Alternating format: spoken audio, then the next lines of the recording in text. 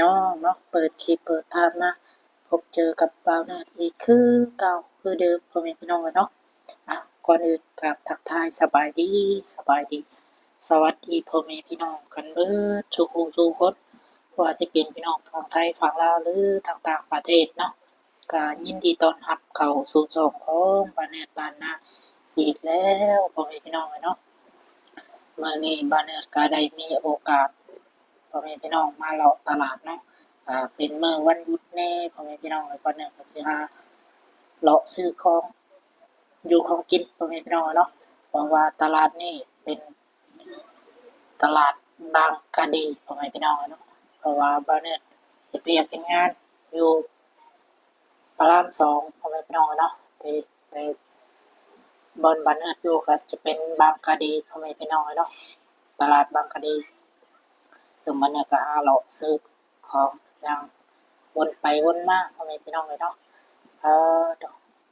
เสื้อผ้าหน้าแพร่เพิ่นก็ขายหล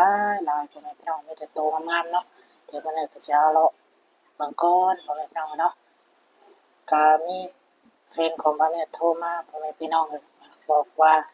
ให้ซื้อทุเรียนให้พ่อแม่พี่น้องบ้านเนี่ยก็สิหาเลาะเบิ่งทุเรียนก่อนพ่อแม่พี่น้องเลยเนาะ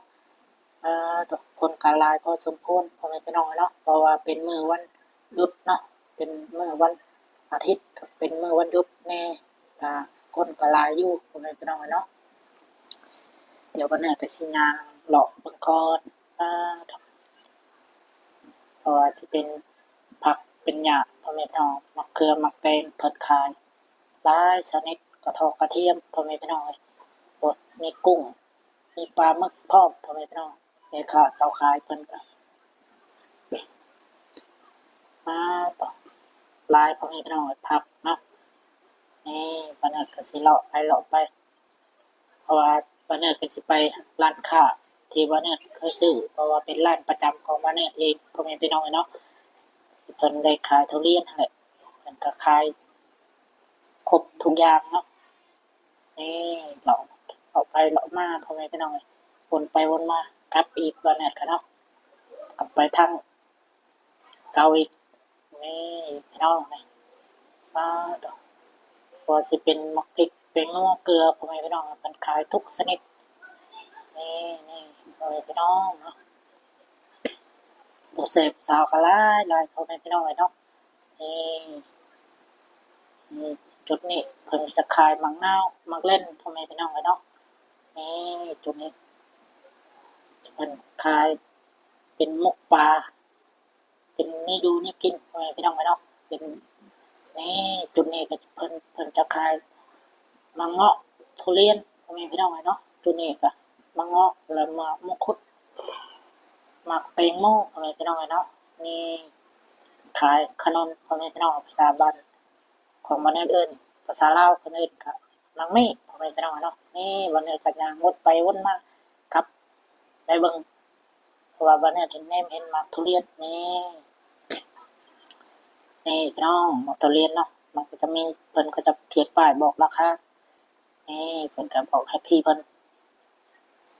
นี่พี่น้องเนาะก็มีราคา 100 กว่าบาทนี่พี่เพิ่นก็กำลังมาเดี๋ยวบัดนี้ก็สิบอกพี่เพิ่นให้พี่เพิ่นเอาให้เนาะเอาบัดนี้บอกพี่เพิ่นก็เอาใส่ถุงให้เนาะเพราะว่าพี่เพิ่นก็ใจดีพ่อแม่พี่น้องเนาะนี่เอาอันหนึ่งพ่อแม่พี่น้องเนาะเพราะว่าเอาหลายก็มันก็ราคามันก็แพงนิดจักหน่อยเนาะเพราะว่านี่ทุเรียนเนาะบัดนี้ก็ย่างไปต่ออีกพ่อแม่พี่น้องเนาะนี่อันนี้ก็จะเป็นร้านขาย ข้าวซอกข้าวสารเพิ่นนี่ก็จะเป็นร้านขายเสื้อผอกเสื้อผ้าพ่อแม่พี่น้องเนาะมื้อนี้ก็สิพาพ่อแม่พี่น้องเลาะเบิ่งชมบรรยากาศตลาดที่ว่าเนี่ยเคยเที่ยวเคยเลาะพ่อแม่พี่น้องเพราะว่าบ้านเนี่ยก็ยังบ่เคยถ่ายจักเทื่อพ่อแม่พี่น้องเนาะครับโดนๆไปเทื่อก็ว่าแม่นพ่อแม่พี่น้องอาทิตย์หนึ่งไปเทื่อหนึ่งเนาะก็ได้แต่บัดเนี่ยก็บ่ได้ถ่ายคลิปลงเนาะไปก็มื้อนี้ก็ได้มีโอกาส ถ่ายคลิปให้พ่อแม่พี่น้องได้เบิ่งได้ชมพ่อแม่พี่น้องเนาะนี่มันนี่ก็เดินกลับไปอีกนี่นี่จะเป็นส่งเนาะพ่อแม่พี่น้อง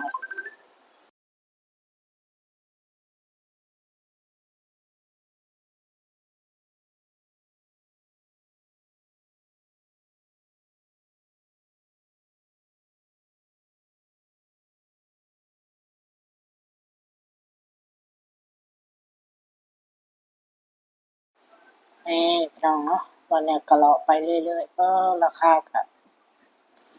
บ่แพงพอปานใดพ่อแม่พี่น้องประมาณ100 กว่าบาทเนาะนี่พี่น้องเนาะวันนี้ก็เลาะไปเรื่อยๆก็ราคาก็นี่จะเป็นกระเป๋าบ่แพงพอปานใดเด็กน้อยเนาะประมาณ100 กว่าบาทเนาะพ่อแม่พี่น้องเนาะแล้วก็เลาะเบิ่งเลาะเบิ่งนี่จะเป็นกระเป๋าเพราะว่าวันนี้ก็อาทิตย์เสือเด็กน้อยเนาะนี่มีแต่ชุดตัวงามๆพ่อแม่พี่น้องเนาะเพิ่นก็เลาะเบิ่งเลาะเบิ่งเลาะซื้อกับข้าวพี่น้องเพราะว่าวันนี้ก็อาทิตย์นึงไปเท่านึงนี่จะปลายพอสมควรดูเนาะเพิ่นเลือกเป็นซื้อกับข้าวขนมพี่น้องขายขนมขายมะกล้วยเนาะเพิ่นมันก็หลายพอสมควรดูเนาะเป็นขนมพี่น้องเนาะขายขนมขายมะกล้วยเนาะขายเครื่องแบบเครื่องทาอย่างของผู้หญิงพวกนี้พี่น้องเนาะจุดนี้ก็น้องลายพวกนี้พี่น้องเนาะนี่ก็จะเป็นขายน้ำขายเครื่องแบบเครื่องทาเนาะของผู้หญิงพวกนี้พี่น้องเนาะไปน้อยไปก็เนาะพี่น้องก็เจอร้านขายน้ำหอมทุเรียนอีกพี่น้องเนาะจุดนี้เนาะไปลายของพี่น้องเนาะร้านนี้ก็เจอร้านมีแต่ทุเรียนอีกน้อยพี่น้องเนาะใหญ่ๆพี่น้องเนาะจุดนี้เพิ่นก็เลือกลายของพี่น้องเนาะให้ขาร้านก็เลือกทุเรียนเนาะมีแต่น้อยบักทุเรียนพ่อแม่พี่น้องเนาะเนื้อกันยางบนดอกก็เลือกให้ขาเพิ่นก็เลือกนี่เนาะก็ไปเรื่อยๆพ่อแม่พี่น้องเนาะทุเรียนพ่อแม่พี่น้องไปเรื่อยๆบนดอกเข้มฟาร์มไทยเพิ่นนี่เนาะถือว่าสุดยอดต่อไปเรื่อยๆเนาะพ่อแม่พี่น้องเนาะเลาะเลาะชมไปเรื่อยๆเสื้อผ้าหน้าแพรของเล็กน้อยฟาร์มไทยเพิ่นนี่ถือว่าสุดยอดพี่น้องเนาะนี่ก็จะเป็นร้านขายชิ้นโมงพ่อแม่พี่น้องเนาะผ้าหน้าแพรของเล็กน้อยจุดนี้จะเป็นเพิ่นขายชิ้นโมงแล้วก็ใส่จะเป็นร้านขายชิ้นโมงพ่อแม่พี่น้องเนาะชิ้นโมงจุดนี้ก็จะเป็นเพิ่นร้านขายผักแล้วก็ใส่โมพ่อแม่พี่น้องขายเครื่องหอมต้นบัวหอมเนาะจุดนี้นี่จุดนี้ก็จะเป็นเรื่อยๆร้านขายผักพ่อแม่พี่น้องขายเครื่องหอมต้นบัวได้บ่ได้ชมบรรยากาศจุดนี้กันนี่เนาะเพราะว่าไปเรื่อยๆนั่นก็เนาะอาเถื่อแต่ก็บ่ได้ถ่ายคลิปเนาะมื้อนี้ก็ได้มีโอกาสได้ชมบรรยากาศคลิปนำตัวพ่อแม่พี่น้องเนาะว่าดนรีวิวให้กับพ่อแม่พี่น้องเถื่อแต่ก็บ่ได้ถ่ายคลิปเนาะมื้อนี้ก็ได้มีโอกาสถ่ายคลิปให้พี่น้องเนาะตอนนี้บ้านเนี่ยก็ได้ออกรีวิวให้กับพ่อแม่พี่น้องได้เบิ่งได้ชมกับคนกำลังน้องก็สมควรทั้งโอเคพ่อแม่พี่น้องเนาะตอนนี้บ้านเนี่ยก็ได้ออกเรียกชีบ้านเนี่ยไปกับห่อนะพ่อแม่พี่น้องทางวินกับหมอไปเลยเพิ่นพ่อแม่พี่น้องทางวินก็จะใช้เพิ่นบอกซอยเรียกอยู่ของบ้านเนี่ยเข้าไปออกไปขึ้นกาข้าวนี่กับหมอไปเลยประมาณเนาะบ้านเนี่ยก็30 บาทซอยเนาะเข้าไปค่านัดประมาณออกไป60 บาทเนาะก็บ้านเนี่ยก็สิถ่ายไปเรื่อยๆเนาะก็30 บาทนี่ก็จะเป็นเส้นทางกลับไปค่ากลับประมาณรีวิวให้พ่อแม่พี่น้องได้60 บาทเนาะบ้านเนี่ยก็สิถ่ายไปเรื่อยๆเนาะบางคดีซอย19เนี่ยจะเป็นเส้นทางกลับน้องของบ้านเนี่ยการรีวิวให้ของบ้านเนี่ยน้องได้เบิ่งไกลส้มเนาะพี่น้องเนาะพี่น้องรีวิวบางคดีซอย19เนี่ยพี่น้องเนาะเป็นบรรยากาศทางของบ้านเนี่ยเนาะกับทางเนาะเย็นวันนี้น้องรีวิวไปวินมอเตอร์ไซค์เรื่อยๆพอเป็นพี่น้องเลยเนาะเป็นบรรยากาศยามมื้ออยู่พี่น้องเนาะครับเย็นรถก็หลายพอสมควรอยู่ไปวินมอเตอร์ไซค์เพิ่นก็แล่นไปพอสมควรอยู่พี่น้องเนาะนี่น้องเนาะนี่จะเป็นทางเข้าพอสมควรอยู่กลับไปห้องของบ้านเนี่ยเอง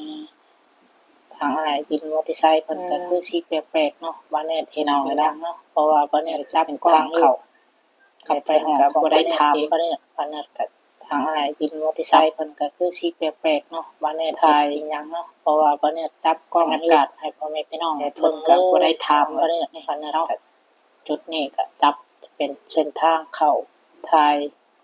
ก็ลึกเติบเนาะบรรยากาศให้พ่อแม่ทางเข้าเบิ่งเลยพี่น้องเอ้ยไปห้องเนาะของบ่ได้ จุดนี้ก็ไปเป็นเส้นทางเข้าบอนที่อยู่กะลึกเติมวันนี้ไปไกลเติมเส้นทางเข้าไปมอเตอร์ไซค์ของบ้านเนี่ยไปเป็นยังไงแต่ละมื้อบอนที่วันอาทิตย์พักของวันไปเติมที่ไซค์ไปพี่น้องไปไกลเติมถ้าว่าย่างก็เมื่อยพี่น้องแต่ละมื้อสมควรพ่อแม่พี่น้องให้เนาะถ้าว่าวันอาทิตย์เติมหยุดก็ได้เส้นทางเข้าซอยกะลึกเติมไกลเติมเนาะถ้าว่าย่างก็เมื่อยเพราะสมควรพ่อแม่พี่น้องให้เนาะไปเรื่อยๆมันไกลเติมเนาะการเส้นทางเข้าซอยกะลึกเติมพี่น้องเนาะตอนนี้ก็กำลังฮอดจุดนี้ไปเรื่อยๆไปลงไปวินมอเตอร์ไซค์ไปในที่วินมอเตอร์ไซค์มันก็ขับรวดเร็วทันใจพอสมควรน้องพี่น้องไปมอเตอร์ไซค์ไปที่วินมอเตอร์ไซค์มันก็ขับไปเรื่อยๆรวดเร็วทันใจพอสมควรพี่น้องเอาบรรยากาศพี่น้องยามแรงๆประมาณ 4-5 โมงนี่แหละตื่นไปเรื่อยๆไปตลาดกันเนาะประมาณ 4 โมงก็ไปเบิ่งเอาบรรยากาศกลับเพื่อเลาะตลาดประมาณ 5 โมงเนาะ 4-5 โมงมาเนินฮอดห้องไปตลาดกันเนาะประมาณ 4 โมงก็ไปเพื่อไปเรื่อยๆกลับเนาะเพื่อเลาะตลาดอย่างเงี้ยก็ประมาณ 5 โมงกลับมาเนาะฮอดห้องนี่ก็จะเป็นเส้นทางประมาณ 4-5 โมงนี้ไปเรื่อยๆเนาะไปบอนที่บ้านเนี่ยพี่น้องพักเช้าเนี่ยก็จะเป็นเส้นทางเข้าวินมอเตอร์ไซค์ไปเร็วทันใจพ่อแม่พี่น้องที่บ้านเนี่ยพักไปเช้าไปเร็วพี่น้องเนาะพ่อแม่พี่น้องเลยเนาะสำหรับคลิปนี้ก็บ่มีใส่กับเร็วทันใจประมาณนี้ก็ก่อนอื่นบ้านเนี่ยไปเร็วสบายดีสบายดี